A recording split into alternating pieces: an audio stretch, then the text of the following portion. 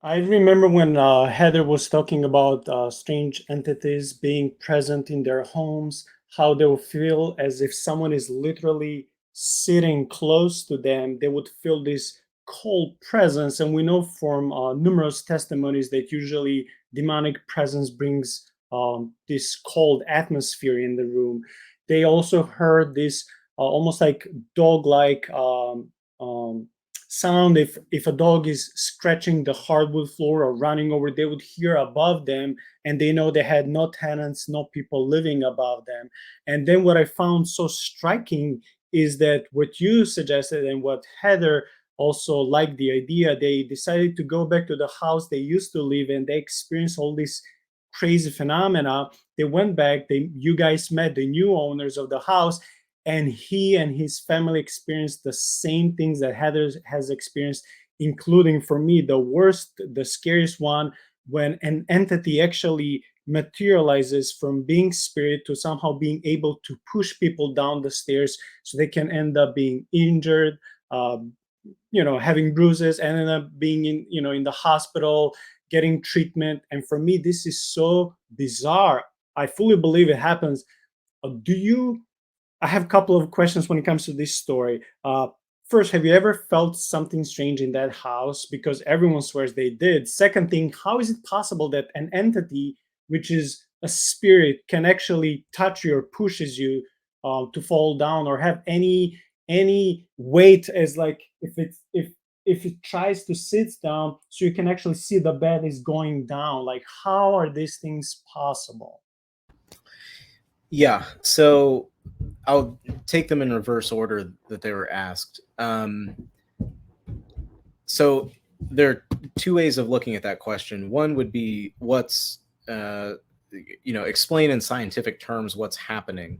Um, and I'll say that I'm not the guy to answer that question, but there is something to the generation of electromagnetic force around something that's manifesting, and probably the cold has to do with that.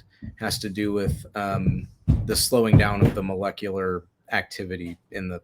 But all that's speculation. What's not is in Scripture you have various examples of spiritual beings possessing or manifesting a physical body that's able to eat, wrestle, interact physically with people. Right? Jacob wrestles the angel of the Lord.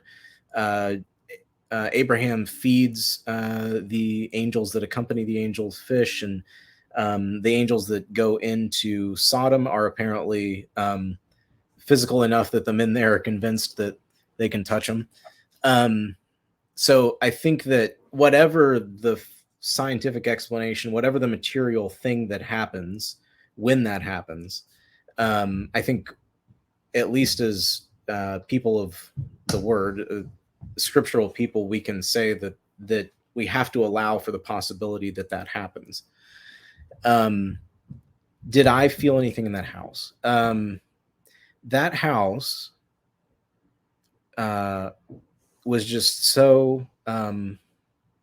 So I'll say this: this is out of order of the way that it's shown in the series because of for storytelling reasons. But on our way to that house, we passed it and we were trying to find somewhere to park. We hadn't called them. We hadn't, it was just Heather knew where the house was and we were going to go drive up and knock on the door. Um, and we drove past it and we pulled into a parking spot down the street. And Heather rolled down the window and she had just gotten off the phone with Todd, who was Kristen's uncle. And uh, Heather had remembered that Craig, her brother, who had practiced some occult stuff the generation prior, he had practiced with this transvestite person who she remembered was referred to as Geraldine. Well, her brother, Todd, was older than she was, and so had a clearer memory of it. And he said, no, that person's name was Gerald, like their given name was Gerald. but they demanded to be called Lilith, which at the time took on, and maybe we'll get to that, took on a lot of significance. But that's when I found that out, is right before we went into that house. And so I was kind of shook from finding that out. But also at that point in the week, it was Friday, and we had been on, like, driving around and on that case interviewing people for like 4 days at that point. And so part of me was shocked. Part of me was just like, of course it was. So we drive back up to the house, and we park, and we knock on the door, and the gentleman who owns it comes walking up from outside the house, actually, and sees us on the porch, and we explain what we're doing. And he keeps referring to us as psychics for the first 15 minutes or so, until we say we're not psychics. But yeah, he had everything in that house.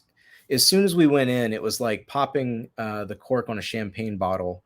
They had so many stories and experiences, and it was overwhelming. They're all trying to tell us kind of at the same time about them.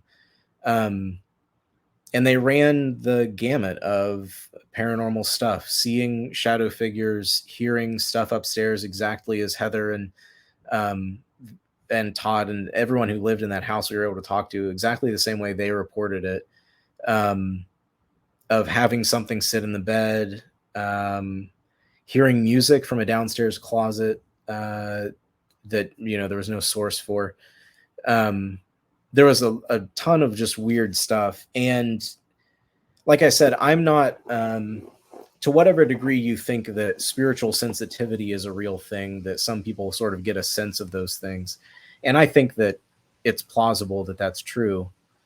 I'm not that. I am like a brick. I am very insensitive. And there have only been a couple of times. I've been in a lot of weird places now. There are only like a couple of times that I've had that sensation of something watching you. And this was one of them. And I didn't really know what it was at that time. It wasn't until I felt it again in another place that I came to realize what people were talking about when they said I felt like I was being watched. But yeah, it was more just it was everything that they said had a referent in the stories that Heather had given us from her childhood. And so because the stuff that she had talked about in her childhood, some of which didn't even make the show, because it was so crazy. I mean, the thing with Craig reporting that Satan had told him to sacrifice I mean, that's devoid of context. That seems so over the top, and like, I wouldn't believe it. I was dubious. But this family having all of the same experiences in the same house, in the same parts of the house, without us telling them that beforehand, that was bizarre. And so I didn't really feel anything aside from that sort of sensation of being watched, which I'm also feeling now. But just the constant like revelation had me, I mean, to the point I didn't even notice any of the bear stuff until later. So there's that.